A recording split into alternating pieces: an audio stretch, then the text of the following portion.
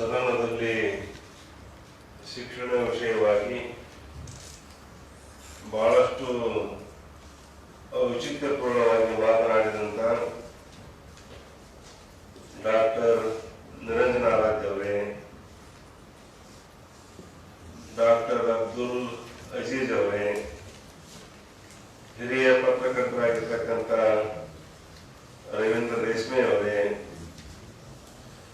ಈ ಸಂಘಟನೆಯ ರಾಜ್ಯ ಅಧ್ಯಕ್ಷರಾಗಿರ್ತಕ್ಕಂಥ ಲಬೀದ್ ಶಾಫಿ ಅವರೇ, ಎಲ್ಲ ಸ್ನೇಹಿತರೆ, ಸದನದಲ್ಲಿ ಶಿಕ್ಷಣದ ಬಗ್ಗೆ ನಮ್ಮ ಜನಪ್ರತಿನಿಧಿಗಳು ಯಾವ ರೀತಿಯಾಗಿ ಪ್ರಶ್ನೆಯನ್ನು ಕೇಳಿದ್ದಾರೆ, ಸರ್ಕಾರ ಅದಕ್ಕೆ ಯಾವ ರೀತಿಯಾದಂತಹ ಉತ್ತರವನ್ನ ನೀಡಿದೆ ಎಂಬ ವಿಷಯವಾಗಿ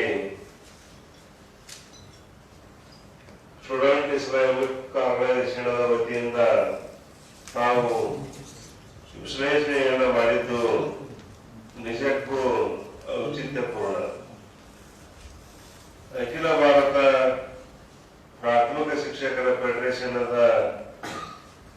ರಾಷ್ಟ್ರೀಯ ಉಪಾಧ್ಯಕ್ಷನಾಗಿ ಬೇರೆ ಬೇರೆ ರಾಜ್ಯಗಳಲ್ಲಿಯೂ ಸಹ ನಾನು ಶಿಕ್ಷಣ ವಿಷಯದ ಬಗ್ಗೆ, ಸಂಘಟನೆಯ ಬಗ್ಗೆ ಮನವರಿಕೆ ಮಾಡಿಕೊಟ್ಟಿದ್ದೇನೆ.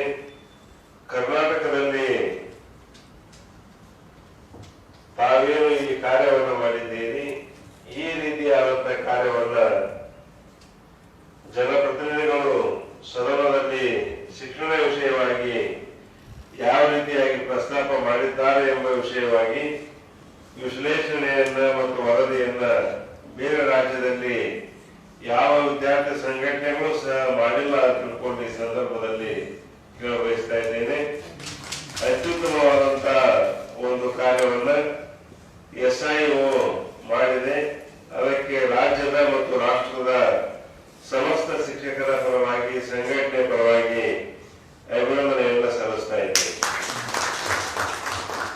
ಬಂಧುಗಳೇ,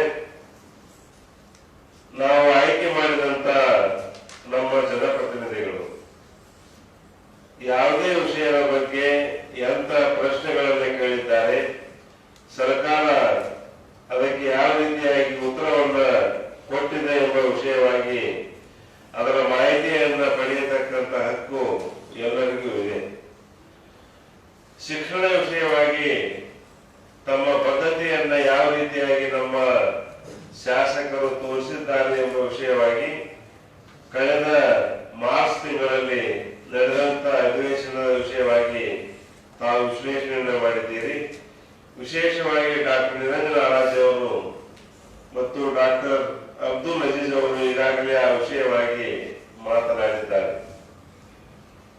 ಮುಖ್ಯವಾಗಿ ಸದನದಲ್ಲಿ ಶಿಕ್ಷಣ ವಿಷಯವಾಗಿ, ಶಿಕ್ಷಣ ಪದ್ಧತಿಯ ಬಗ್ಗೆ, ಶಿಕ್ಷಣ ವ್ಯವಸ್ಥೆಯ ಬಗ್ಗೆ ಸಮಗ್ರವಾದಂತಹ ಚಿಂತನೆ ಇಲ್ಲಿವರೆಗೂ ಆಗಿಲ್ಲ.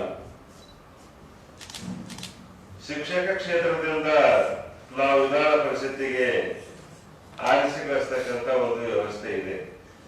ಉಳಿದ ಶಾಸಕರು ಹೋಗ್ಲಿ, ಶಿಕ್ಷಣ ಕ್ಷೇತ್ರದಿಂದ, ಪದವೀಧರ ಕ್ಷೇತ್ರದಿಂದ ಆಯ್ಕೆ ಆದಂತ ನಮ್ಮ ಪ್ರತಿನಿಧಿಗಳು ಶಿಕ್ಷಣ ವಿಷಯವಾಗಿ ಎಷ್ಟು ಪ್ರಶ್ನೆಗಳನ್ನು ಕೇಳಿದ್ದಾರೆ, ಅದರಲ್ಲಿ ವಿಷಯವಾಗಿ ಪ್ರಾಥಮಿಕ ಶಿಕ್ಷಣದ ವಿಷಯವಾಗಿ ಯಾವ ರೀತಿಯಾದಂತಹ ಒಂದು ಕಳಕಳಿಯನ್ನು ತೋರಿಸಿದ್ದಾರೆ ಎಂಬ ಬಗ್ಗೆ ನಾವು ಚಿಂತನೆಯನ್ನ ಮಾಡಬೇಕಾಗ್ತಾ ಇದೆ. ಕರ್ನಾಟಕದ ಶಾಲಾ ಶಿಕ್ಷಣ ವ್ಯವಸ್ಥೆಯ ಬಗ್ಗೆ ಗಂಭೀರವಾದಂತಹ ಚಿಂತನೆಯನ್ನ ಮಾಡತಕ್ಕಂತ ಕಾಲ ಇದಾಗಿದೆ. ಸಮಾನವಾದಂತಹ ಶಾಲಾ ಶಿಕ್ಷಣ ನೀತಿ ಬರಬೇಕು ಅಂತ ತಿಳ್ಕೊಂಡು ಡಾಕ್ಟರ್ ನಿರಂಜನ ಆರಾಧ್ಯ ಅವರ ಸಾರಥ್ಯದಲ್ಲಿ 2009ರಿಂದ ಇಲ್ಲಿಯವರೆಗೆ ಪ್ರಾಥಮಿಕ ಶಾಲಾ ಶಿಕ್ಷಕರ ಸಂಘ, ಶಾಲಾ ಅಭಿವೃದ್ಧಿ ಮತ್ತು ಮೇಲುಸ್ತುವಾರಿ ಸಮಿತಿಯ ವತಿಯಿಂದ ನಾವು ಜಂಟಿಯಾಗಿ ಪ್ರಯತ್ನವನ್ನ ಮಾಡ್ತಾ ಇದ್ದೀವಿ. ಇಲ್ಲಿವರೆಗೂ ಕಾಮನ್ ಸ್ಕೂಲ್ ಸಿಸ್ಟಮ್ ಬಗ್ಗೆ ಸದನದಲ್ಲಿ ಚರ್ಚೆಯೇ ಆಗಿಲ್ಲ. ಇವತ್ತಿನ ಸರ್ಕಾರಿ ಶಾಲಾ ಸ್ಥಿತಿಯನ್ನು ನಾವು ನೋಡಿದಾಗ ಬಹಳಷ್ಟು ಕಠಿಣತರವಾದಂತಹ ಸಮಸ್ಯೆಯನ್ನ ಕಾಣ್ತಾ ಇದ್ದೇವೆ. ಒಬ್ಬ ಪ್ರಾಥಮಿಕ ಶಾಲಾ ಶಿಕ್ಷಕ ಬೆಳಿಗ್ಗೆ 10 ಗಂಟೆಗೆ ಶಾಲೆಗೆ ಬಂದ್ರೆ ಸಂಜೆ 5 ಗಂಟೆಯವರೆಗೆ ಒಂದೇ ವರ್ಗಿದ್ರ 8 ವಿಷಯಗಳನ್ನ ನಿರಂತರವಾಗಿ ಬೋಧಿಸ್ಬೇಕಾಗುತ್ತೆ. ಮೇಲ್ಮಟ್ಟಕ್ಕೆ ಹೋದಾಗ ಗ್ಯಾಪ್ ಪೀರಿಯಡ್ಗಳು ಬರ್ತಾವ. ಹೈಸ್ಕೂಲಿಗೆ ಹೋದ್ರೆ ಹೈಸ್ಕೂಲ್ ಶಿಕ್ಷಕರಿಗೆ ಕನಿಷ್ಠ 2 ರಿಂದ 3 ಗ್ಯಾಪ್ ಪೀರಿಯಡ್ ಇರ್ತಾವ. PUC ಉಪನ್ಯಾಸಕರಿಗೆ ಹೋದ್ರೆ ದಿವಸಕ್ಕೆ 4 ಪೀರಿಯಡ್ ಬರ್ತಾವ. ಅದಕ್ಕಿಂತ ಮೇಲ್ಮಟ್ಟಕ್ಕೆ ನಾನು ಹೇಳಕ್ ಆಗಲ್ಲ, ಯಾಕಂದ್ರೆ ಪೀರಿಯಡ್ ಬಂದು ಬರ್ಲಿಕ್ಕಂದ್ರಿಲ್ಲ. ದಯವಿಟ್ಟು ಯಾರು ಅಲ್ಲಿಂದ ಭಾವಿಸಬಾರದು. ಆದ್ರೂ ಪ್ರಾಥಮಿಕ ಶಾಲೆ ಒಳಗೆ ಒಂದೇ ವರ್ಗಂತೂ ಸಾಧ್ಯ ಇಲ್ಲ. ಕನಿಷ್ಠ 2 ವರ್ಗಗಳನ್ನು ಬೋಧಿಸ್ತೀವಿ. ರಾಜ್ಯದಲ್ಲಿ 22,000 ಕಿರಿಯ ಪ್ರಾಥಮಿಕ ಶಾಲೆಗಳಿವೆ. ಅದರಿಂದ 1 ರಿಂದ 5ನೇ ವರ್ಗದ ಶಾಲೆಗಳು.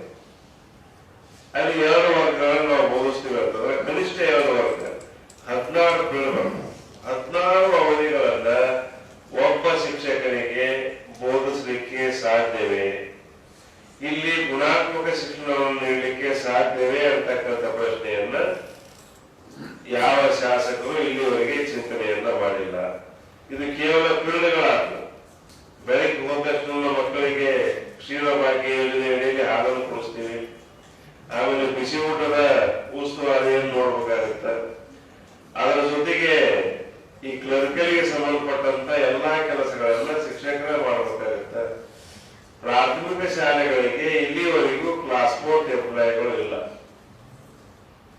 ಆ ಕ್ಲಾಸ್ 4 ಎಂಪ್ಲಾಯಿಗಳು ಏನ್ ಕೆಲಸ ಮಾಡ್ತಾರ ಆ ಎಲ್ಲ ಕೆಲಸವನ್ನ ಮುಖ್ಯೋಪಾಧ್ಯಾಯರು ಮತ್ತು ಶಿಕ್ಷಕರೇ ಮಾಡತಕ್ಕಂತ ಪರಿಸ್ಥಿತಿ ಐತಿ. ಎಲ್ಲರೂ ಪ್ರತಿಯೊಬ್ಬರು ಆ ಕಾರ್ಯವನ್ನ ಮಾಡತಕ್ಕಂತ ಪರಿಸ್ಥಿತಿ ಇದೆ. ಶಿಕ್ಷಕರ ಮೇಲೆ ಹೆಚ್ಚಿನ ಕಾಲದ ಹೊರೆಯನ್ನು ಹೇರುವುದರಿಂದ ಗುಣಾತ್ಮಕ ಕಲಿಕೆ ಆಗಲಿಕ್ಕೆ ಸಾಧ್ಯವೇ ಇಲ್ಲ. ಇವತ್ತು ನಾನು 1 ಪೀಳಿಗೆಯನ್ನು ಚೆನ್ನಾಗಿ ಪಾಠ ಮಾಡ್ತೀನಿ, 2ನೇ ಪೀಳಿಗೆಯನ್ನು ಬಹಳ ಚೆನ್ನಾಗಿ ಪಾಠ ಮಾಡ್ತೀನಿ. ನಾನು ಸಹ ಮನುಷ್ಯರೇ ಆಗಿದ್ದರಿಂದ 3 ಮತ್ತು 4ನೇ ಪೀಳಿಗೆ ಅಲ್ಲಿ ಏಕಾಗ್ರತೆ ಹೋಗ್ಲಿಕ್ಕೆ ಆರಂಭ ಆಗುತ್ತೆ. ನಮ್ಮಲ್ಲಿರ್ತಕ್ಕಂಥ ದೌರ್ಬಲ್ಯಗಳು ಕಾಣಲಿಕ್ಕೆ ಸ್ಟಾರ್ಟ್ ಆಗ್ತಾವು. ಆಮೇಲೆ ಕಾಗದ ಪತ್ರಗಳಲ್ಲಿ ಏನು ರೆಕಾರ್ಡ್ಸ್ ಅನ್ನು ನಾವು ಡೈಲಿ ಇಲಾಖೆ ಕೊಡ್ಬೇಕಾಗುತ್ತೆ. ಈ ಕ್ಷೀರ ಭಾಗ್ಯದ ಬಗ್ಗೆ ಆಯ್ತು, ಈ ಬಿಸಿ ಊಟವನ್ನು ಹಾಕಿದ್ರ ಬಗ್ಗೆ SMS ಮಾಡ್ರಿ ಅಂತ ಹೇಳಿ ಎಷ್ಟು ಮಕ್ಕಳು ಊಟಕ್ಕೆ ಬಂದ್ರು, ಎಷ್ಟು ಮಂದಿ ಮಕ್ಕಳಿಗೆ ಊಟ ಹಾಕಿದ್ರಿ, ಶಿಕ್ಷಕರು ಎಷ್ಟು ಮಂದಿ ಶಾಲೆ ಆಗಾದ್ರೆ SMS ಮಾಡ್ರಿ. ಇದು ಒಂದು ಹೊರೆಯಲಾಗುತ್ತೆ. ಈ ರೀತಿಯಾದಂತ ಹೆಚ್ಚಿನ ಹೊರೆಯನ್ನು ನಾವು ಹಾಕ್ತೀವಿ. ಕೊಡ್ತಕ್ಕಂತ ಸೌಲಭ್ಯಗಳನ್ನ ಕೊಡ್ತಾ ಇಲ್ಲ. ಆರಾಧ್ಯರು ಪ್ರಸ್ತಾಪ ಮಾಡಿದ ಹಾಗೆ ಕನಿಷ್ಠ ವಿಷಯಕ್ಕೆ ಒಬ್ಬ ಶಿಕ್ಷಕರನ್ನ ಸರ್ಕಾರ ಕೊಡಬೇಕಾಗುತ್ತೆ. ಇವತ್ತಿನ ಸರ್ಕಾರದ ಆರ್ಥಿಕ ಪರಿಸ್ಥಿತಿ ಒಳಗೆ ಅದು ಸಾಧ್ಯ ಇರ್ಲಿಕ್ಕಿಲ್ಲ. ಕನಿಷ್ಠ ವರ್ಗಕ್ಕೆ 2 ಶಿಕ್ಷಕರಾದ್ರೂ ಬೇಕು. ಭಾಷೆಯನ್ನ ಕಲಿಸಲಿಕ್ಕೆ 1 ಶಿಕ್ಷಕರು, ವಿಜ್ಞಾನ, ಇಂಗ್ಲಿಷು ಮತ್ತು ಮ್ಯಾಥಮೆಟಿಕ್ಸ್ ಅನ್ನ ಕಲಿಸಲಿಕ್ಕೆ 1 ಶಿಕ್ಷಕರು, ಕನಿಷ್ಠ 2 ಶಿಕ್ಷಕರಾದ ಸ್ವಲ್ಪ ಮಟ್ಟಿನ ಪ್ರಯತ್ನವನ್ನ ಗುಣಾತ್ಮಕತೆಯನ್ನ ಕೊಡ್ಲಿಕ್ಕೆ ಸಾಧ್ಯ ಆಗುತ್ತೆ. ಇವತ್ತು ನಾವು ಶಿಕ್ಷಕರನ್ನು ಯಾವ ರೀತಿಯಾಗಿ ಪರಿಗಣಿಸ್ತೀವಿ ಅಂತಂದ್ರೆ ವಾರಕ್ಕೆ ಎಷ್ಟೇ ಇರಲಿ, ಅಲ್ಲೇ 11 ಮಕ್ಕಳಿದ್ರೆ 2 ಶಿಕ್ಷಕರು, 10 ಮಕ್ಕಳಿದ್ರೆ 1 ಶಿಕ್ಷಕರು. ಅಲ್ಲಿ ಮಕ್ಕಳು 10 ಇದ್ರು ಸಹಿತವಾಗಿ 5 ವರ್ಗಗಳಿರ್ತಾವು. 5 ವರ್ಗಗಳಿಗೆ ಯಾವ ರೀತಿಯಾಗಿ ಬೋಧನೆಯನ್ನ ಮಾಡ್ಲಿಕ್ಕಾಗುತ್ತೆ? ನಾವು ನೆರೆಹೊರೆಯ ಶಿಕ್ಷಣ ಪದ್ಧತಿಯನ್ನ ಜಾರಿಗೆ ತರಲಿ ಅಂತ ಹೇಳಿದ್ವಿ. ಕಾಮನ್ ಸ್ಕೂಲ್ ಸಿಸ್ಟಮ್ ಅನ್ನ ಜಾರಿಗೆ ತರಲಿ ಅಂತ ಹೇಳಿದ್ವಿ. ಇವತ್ತು ಪ್ರಾಥಮಿಕ ಶಾಲೆಗಳಿಗೆ ನಾವು ಅಡ್ಮಿಷನ್ ಮಾಡಿಕೊಳ್ಳಿಕ್ಕೆ 5 ವರ್ಷ 10 ತಿಂಗಳಿಗೆ ಅಡ್ಮಿಷನ್ ಮಾಡಿಕೊಳ್ಳಕ್ ನಾವು ಮೆರವಣಿಗೆ ಹೋಗ್ತೀವಿ ಶಿಕ್ಷಕರು. ಆದ್ರೆ ಅದೇ ಖಾಸಗಿ ಶಾಲೆ ಒಳಗ LKG UKG ನೆಪದಲ್ಲಿ 3 ವರ್ಷಕ್ಕನ ಆ ಮಗು ಖಾಸಗಿ ಶಾಲೆಗೆ ಸೇರ್ಬಿಟ್ಟಿರ್ತದೆ.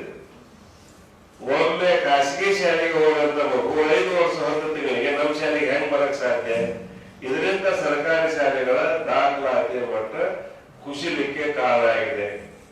ಪ್ರತಿಯೊಂದು ಸರ್ಕಾರಿ ಶಾಲೆಗಳಲ್ಲಿ, ಸರ್ಕಾರಿ ಇರಲಿ ಖಾಸಗಿ ಇರಲಿ, LKG UKG ಆರಂಭ ಮಾಡಿದೆ ಅಂತ ಹೇಳಿ ಆದರೂ ಸರ್ಕಾರದವರು ಮಾಡಿಲ್ಲ. ನಾವು ನಮ್ಮ SDMC ಕ್ರಮ ಪಾಸ್ ಮಾಡಿ, SDMC ಅಂದ್ರೆ ನಾವು LKG UKG ಕೆಲವು ಜಿಲ್ಲೆ ಒಳಗೆ ಹುಬ್ಬಳ್ಳಿ ಧಾರವಾಡದಲ್ಲಿ ಆರಂಭ ಮಾಡೀವಿ, ರಾಯಚೂರಲ್ಲಿ ಆರಂಭ ಮಾಡಿವಿ, ಕೆಲವು ಜಿಲ್ಲೆ ಒಳಗೆ ಆರಂಭ ಮಾಡೀವಿ. ಹುಬ್ಬಳ್ಳಿ ಧಾರವಾಡದಲ್ಲಿ ಆರಂಭ ಮಾಡಿದಾಗ ಆಗಿರ್ತಕ್ಕಂಥ ಖಾಸಗಿ ವ್ಯಕ್ತಿಗಳು ಬಂದರು, ನಿಮ್ಗೆ ಸರ್ಕಾರಿ ಆದೇಶದಿಂದ ನೀವು ಹೆಂಗ್ LKG UKG ಆರಂಭ ಮಾಡಿದ್ರಿ ಅಂದ್ರೆ ನಾವು ಅದನ್ನು ಎದುರಿಸಿದ್ವಿ. ನಮ್ಮ SDMC ಅಧಿಕಾರಕ್ಕೆ ನಾವು ಆರಂಭ ಮಾಡಿವಿ ಅಂತ ಹೇಳಿದ್ವಿ. SDMCಗೆ ಸಾಧ್ಯ ಆಗಿದ್ದು ಸರ್ಕಾರಕ್ಕೆ ಯಾಕೆ ಸಾಧ್ಯ ಆಗುದಿಲ್ಲ? ನಾನು ಸರ್ಕಾರದಲ್ಲಿ ವಿನಂತಿಯನ್ನು ಮಾಡ್ಕೊಳ್ತೀನಿ, ಮುಂದೆ ಬರ್ತಕ್ಕಂಥ ಬಜೆಟ್ನಲ್ಲಾದರೂ ಪ್ರತಿಯೊಂದು ಶಾಲೆಯಲ್ಲಿ LKG UKGಯನ್ನು ಆರಂಭ ಮಾಡಬೇಕು. ಅಂದಾಗ ಮಾತ್ರ ಸರ್ಕಾರಿ ಶಾಲೆಗಳ ಸಬಲೀಕರಣ ಆಗಲಿಕ್ಕೆ ಸಾಧ್ಯ ಆಗುತ್ತಾ ಅಂತ ತಿಳ್ಕೊಂಡು ಈ ಸಂದರ್ಭದಲ್ಲಿ ಹೇಳಬಯಸ್ತಾ ಇದ್ದೇನೆ.